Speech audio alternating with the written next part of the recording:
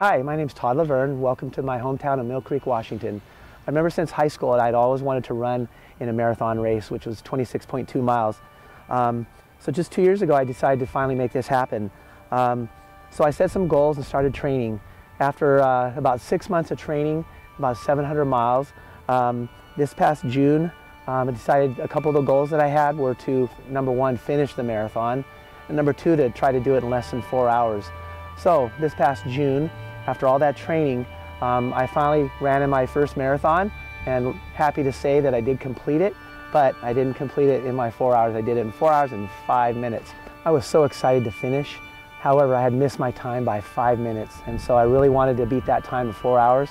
So I began hundreds of miles more training, and in preparation for the November Seattle Marathon. However, on November 15th, my life changed. I now began a new endurance race. I was now in a race for my life. I was diagnosed with colon cancer. You know, so many questions I have asked. How could I have cancer? No one in my entire family had ever gotten cancer. Is colon cancer mostly for people 50 and older? So I'm just 48. So since November, instead of hundreds of miles of training runs, I've already done hundreds of hours of chemotherapy, PET scans, CT, MRIs, not to mention the impact on my family and finances. You know, despite this, I am very fortunate. This was only diagnosed because I went into the doctor with what I thought was minor intestinal issues. I had actually been experiencing these symptoms for over a year, but finally mentioned these during a yearly physical exam. Had I waited longer, it would have been much harder for survival from this horrible disease.